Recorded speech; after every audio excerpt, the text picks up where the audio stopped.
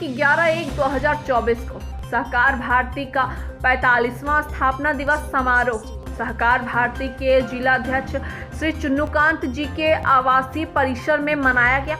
इस दौरान सर्वप्रथम भारत माता और लक्ष्मण राव ईमानदार की चित्र पर पुष्प अर्पित किया गया। तदुपरांत सहकार भारती के जिला महामंत्री मोतीलाल उपाध्याय ने कार्यक्रम का संचालन करते हुए विषय प्रवेश कराया। कार्यक्रम को संबोधित करते ही अध्यक्ष चुन्नूकांत ने उपस्थित लोगों के समक्ष सहकार भारती के उद्देश्य पर विस्तार से प्रकाश डाला। उन्होंने कहा कि सहकारिता मानव जीवन का मूल आधार है। परिवार से लेकर देश तक हर जगह सहकार ही सहकार है। फिर भी झारखंड जैसे प्रदेश में अभी भी हम लोग सहकारिता के क्षेत्र में पीछे हैं। जरूरत है इसे समझने और इस पर आगे बढ़कर काम करने की। खासकर युवाओं को आगे आकर सहकार यानी आपसी सामंजस्य से रोजगार सृजन पर काम करना चाहिए।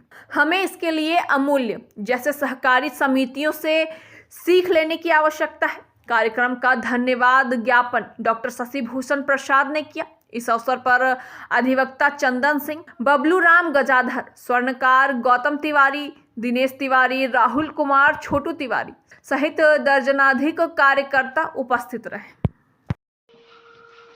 मोदी जी,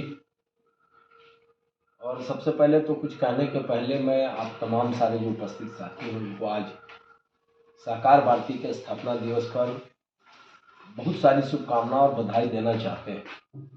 इस क्षेत्र में हमारे जो भी लोग काम करते हैं, आप जानते हैं कि सहकार भारती, जैसा कि अभी मोदी जी ने आप सारे लोगों को बताया कि लक्ष्मण राव ईमानदार जी ने आज के ही दिन इसकी स्थापना की थी और आज 45वां स्थापना दिवस है।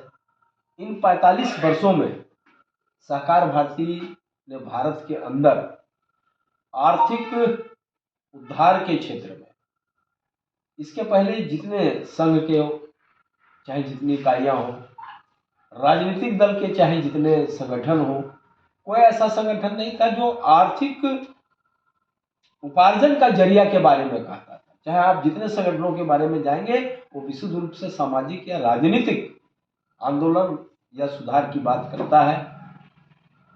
ये एक ऐसा संगठन है जो आर्थिक उद्धार की बात करता है। आप देख रहे हैं स्लोगन कि सबल सहकार समृद्ध भारत, और इसीलिए भारत सरकार ने देश के यशस्वी गृह मंत्री को सहकारिता मंत्री का दायित्व दिया। उनके नेतृत्व में जिस तरह से भारत में सहकारिता के क्षेत्र में काम हो रहा है, हम अगर उसकी चर्चा करें तो ये पूरा दिन कम पड़ेगा। आप जिस तरफ चले जाएं, सहकारिता का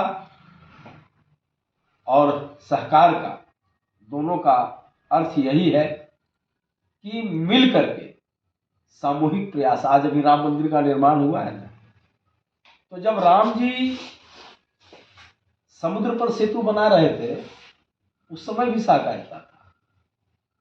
कोई पत्थर उठा के ला रहा था, कोई यहाँ से लेकर के दे रहा था, कोई एक आदमी के वानर सेना के प्रयास से नहीं हुआ था।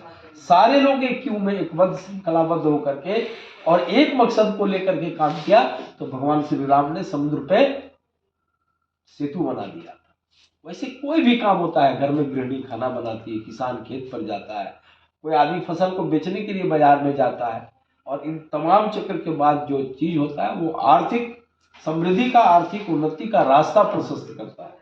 सहकार भारती को यही बताता है। आप जिस क्षेत्र में चले जाएं, जहां नजर डालें, सहकारिता आपको मिलेगा, और सहकारिता से ही देश के समृद्धि को और सबल और मजबूत बनाया जा सकता है। आप सारे लोग जानते होंगे कि सहकारिता के क्षेत्र में जितने अभी काम हुए और उसको आगे बढ़ाना है। आज इस मौके पर हम लोग को संकल्प लेना है कि इस जिले में भी, इस राज्य में सहकारिता को मजबूत करेंगे, तभी लक्ष्मण राव ईमानदार जैसे लोगों का सपना साकार होगा। इन्हीं चंद शब्दों के साथ आप तमाम सारे लोगों को एक बार पुनः बधाई और बहुत बहुत धन्यवाद। जय हिंद, जय भारत, जय सहकार। सहकार भारती का 45वां स्थापना दिवस है। आज ही के दिन यानी 11 जनवरी 1978 को लक्ष्मण राव ईमानदार के द्वारा सहकार भारती की स्थापना की गई थी। इसका मुख्य उद्देश्य था उत्पादक वितरक और उपभोक्ता के बीच सामंजस्य स्थापित कर सहकार के द्वारा रोजगार सृजन और लोगों के बीच सहकारिता का यानी आपस में सहयोग की भावना को विकसित करते हुए रोजगार के संसाधन उपलब्ध कराना। हम सभी जानते हैं कि सहकार भारती राष्ट्रीय स्वयंसेवक संघ का एक अनुषांगिक इकाई है और राष्ट्रीय स्वयंसेवक संघ का ये उद्देश्य रहा है स्थापना काल से ही कि जिन जिन क्षेत्रों में जब जब जिस संगठन की आवश्यकता हुई एक एक कर संगठनों का निर्माण हुआ, अपने कार्यकर्ताओं को उसमें जोड़ करके और संगठन बनाए गए। चाहे वो हम विश्व हिंदू परिषद की बात करें, जब धर्म के संरक्षण की बात होती है तो हम लोग विश्व हिंदू परिषद की बात करते हैं। जब शिक्षा के क्षेत्र में छात्रों के हित की बात होती है तो अखिल भारतीय विद्यार्थी परिषद की बात करते हैं। जब अभी हम लोग जो उद्योग और व्यापार इनके क्षेत्र की बात कर रहे हैं तो सहकार भारती की बात करते हैं। जब लोगों के बीच हम लोग देखते हैं प्रतिकार करने की बात होती है तो बजरंग दल जैसे संगठन की बात होती है।